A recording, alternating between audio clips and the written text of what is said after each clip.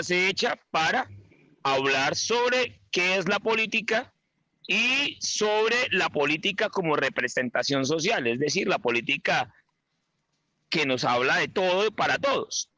Y vamos a enfatizarlo en el gobierno escolar. Listo. Buenas tardes a todos. Mi nombre es Jason Isamón. Como bien ya lo explicó el profesor Ernesto, yo fui su estudiante más o menos en el año 2006-2007. Yo soy internacionalista, egresado de la Universidad de Rosario en Bogotá. Actualmente me encuentro haciendo una maestría en estudios políticos, económicos e internacionales contemporáneos en la Universidad Externa de Colombia.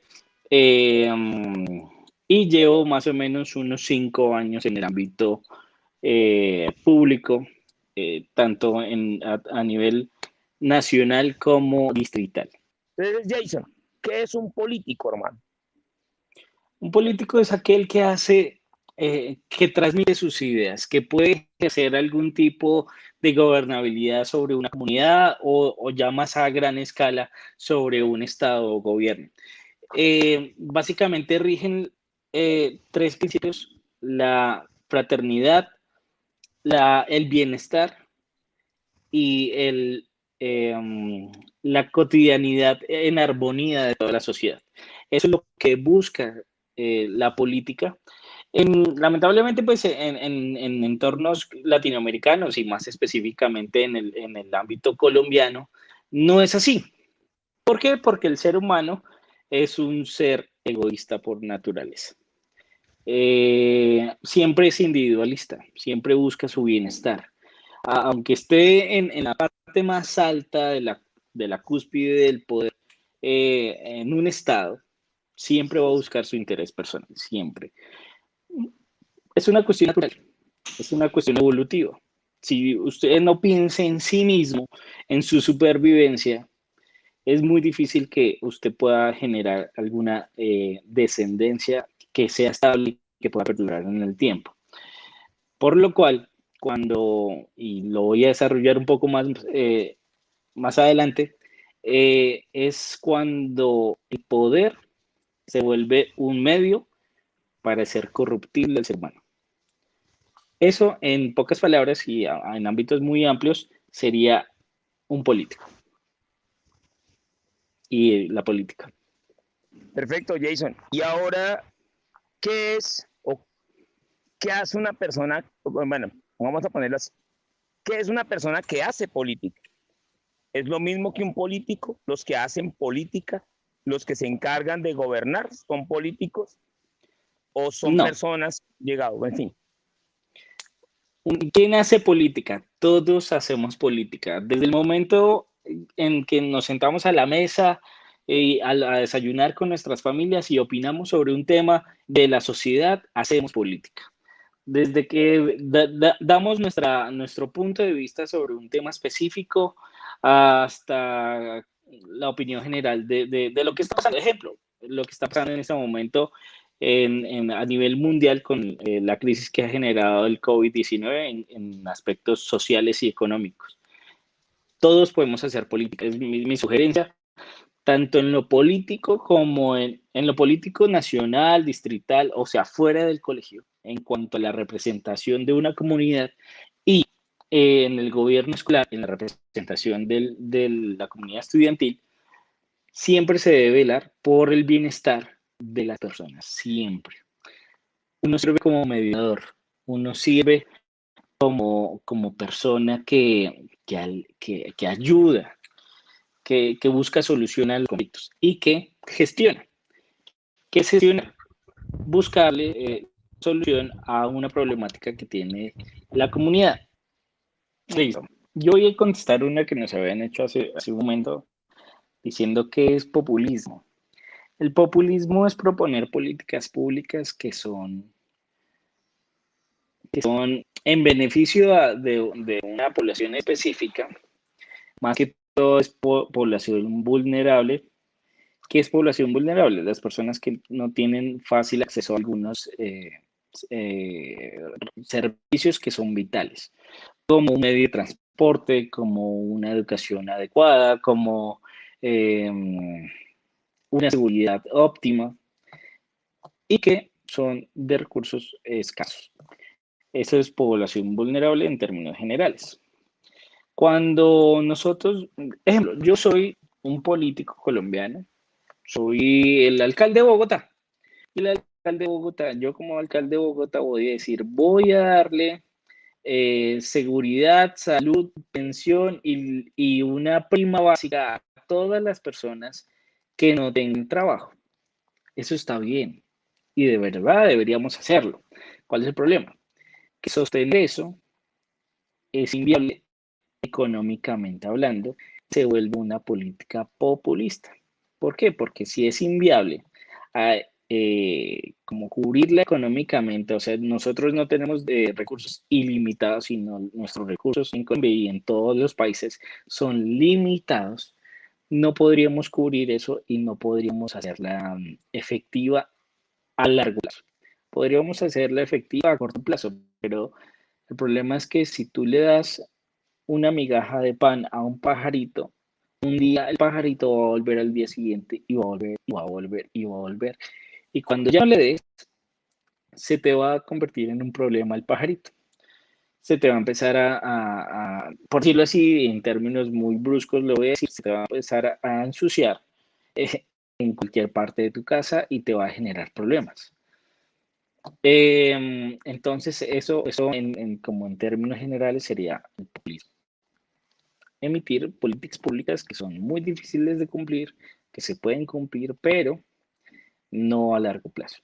Y sería crear una sociedad parásito que espera que todo le dé a lo largo de su desarrollo como construcción social. En Para cuanto esa a la... Ramón, discúlpame de intervenir ahí. Podríamos mirar dentro de las propuestas, digamos, de los lemas de los anteriores presidentes o los candidatos, mirar cuál de estas dos sería populista. Por ejemplo, decir menos impuestos, más salarios. ¿Esa sería una propuesta populista? ¿Y por qué? Efectivamente, sí. Más salarios fue la última palabra, ¿cierto? Menos impuestos, más salarios.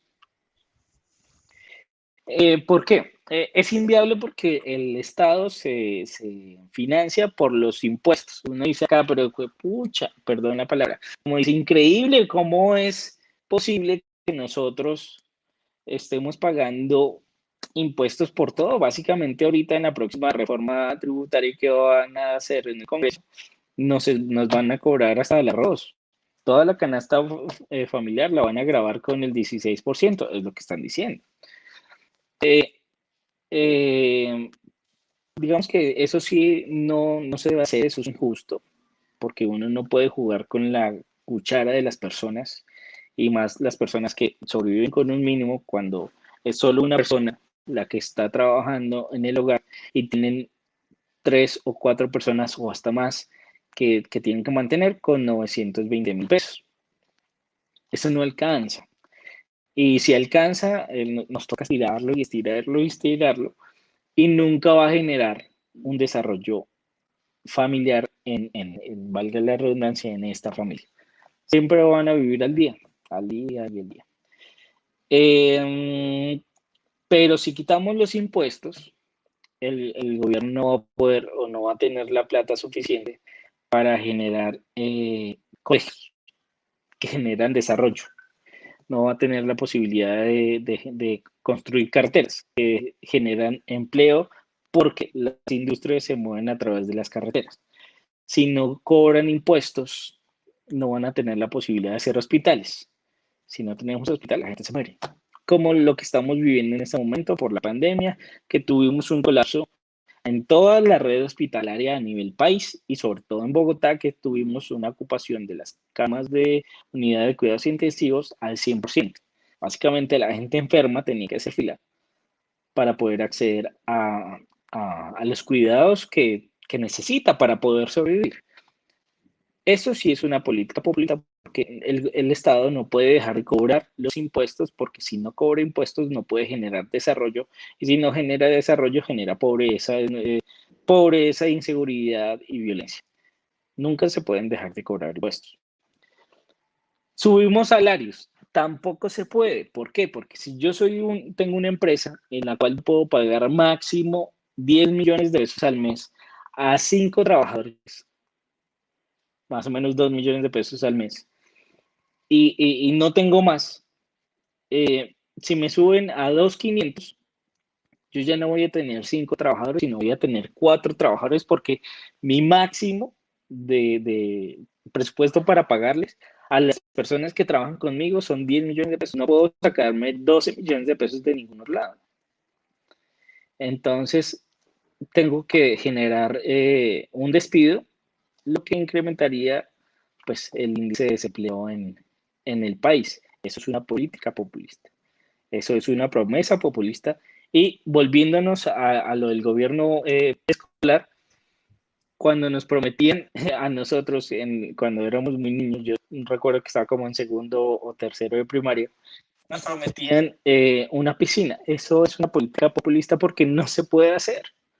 Son propuestas irreales que no se pueden cumplir. Y si se pueden cumplir, se pueden ejecutar a corto plazo, no a mediano, no a largo plazo. ¿Cómo eliminar la corrupción?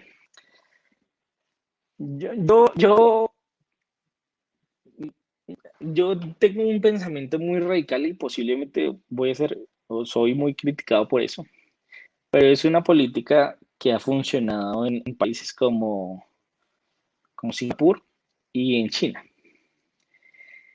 El corrupto o los índices de corrupción bajaron drásticamente cuando colocaron pena de muerte, y eso es algo ya muy alto y muy grande, y que es impensable en un Estado colombiano, pena de muerte al corrupto. La persona que hace corrupción no tiene cárcel y no es como acá que les dan casa por cárcel y se robaron 100 mil millones de pesos y pues frescos y tranquilos se van con sus 100 mil millones de pesos a vivir en su casita en frente de la playita. Y eso pasa en Colombia. Entonces, acá el corrupto va con toda su plática que se robó a pasar el resto de su vida con una pensión que se robó a pagar su condena entre 8 y 16 años. Después de los 16 años, que ya no tuvo que trabajar en ningún momento, queda libre y con seguramente 80 mil millones de pesos más para vivir el resto de su vida.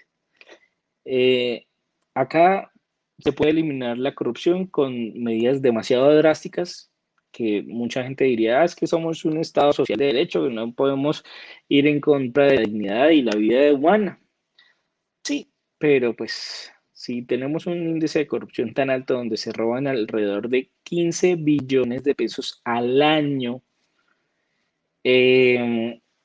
los cuales podrían ser invertidos en mejores colegios, en mejores universidades y hospitales, y quedaría plata de sobra. ¿Por qué no recurrir a estas técnicas? Hasta represión tan fuerte como es la pena de muerte para la persona que comete corrupción y que se le está robando la plata al bolsillo a todos los colombianos. Esa, en mi opinión personal, sería una de las opciones. Pero, y ligándolo con la siguiente pregunta, para evitar eso, lo que necesitamos es construir una sociedad que de verdad tenga repudio en contra de la corrupción. ¿Cómo se genera eso? Desde el hogar, dándole principios éticos a nuestros hijos y desde la formación más básica, pero más fundamental de la sociedad, que son los colegios, la educación temprana. Si nosotros tenemos una formación óptima y le reiteramos de manera muy contundente a nuestros niños en los colegios que la corrupción genera pobreza, genera inseguridad, genera muerte, puede que hagamos un cambio efectivo en cuanto a los niveles de corrupción en nuestro país. ¿Cómo podría luchar el gobierno escolar, el gobierno de nuestro colegio? ¿Cómo podía entrar en ese pedacito de lucha, ese 0,00000.0001 que podría ser nuestro gobierno escolar para mejorar esa política colombiana? La escuela, sí.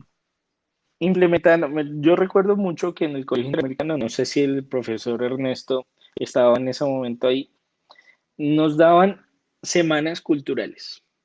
Estaba en la semana cultural, estaba la semana de la sexualidad que salió, que me pareció un boom y un éxito que hizo un profesor en ese momento. Esas semanas que sean dinámicas, que generen como esa, ese interés por cada uno de los estudiantes en, en no tener la necesidad de ganarse las cosas fácil, en ver que cada uno de los pesos que se roban en este país generan posiblemente una muerte más en nuestra sociedad. Y eso lo hace el gobierno local. Se le pasa la propuesta al comité académico, de, al comité directivo del colegio, para que implemente por lo menos una semana, por lo menos al semestre, que le dedicamos solamente al tema de la corrupción, solamente al tema del interés social, no el interés individual. Con esas dinámicas podríamos contribuir en ese 0.00001% a que en este país no tengamos más corrupción. Bueno, dos conclusiones. Gobierno, la política como representación social es la manera en que podemos nosotros ser garantes de las personas que nos eligieron, siempre y cuando hagamos las cosas bien, siempre y cuando pensemos en sociedad, en los intereses de la comunidad, no en los intereses propios. Y conclusión del gobierno local, trabajen por sus hijos, por sus niños, perdón, es que sus hijos. No trabajen por sus hijos, trabajen por sus estudiantes, trabajen por las personas que los eligieron. Luchen todos los días por el bienestar de cada una de las personas que componen su colegio. Y ojalá le transmitan estas mismas enseñanzas, no solamente a los niños todos los días en el ámbito escolar, sino también a sus familias. Así es como nosotros hacemos un buen gobierno y podemos tener una representación política tanto en lo escolar como en lo social.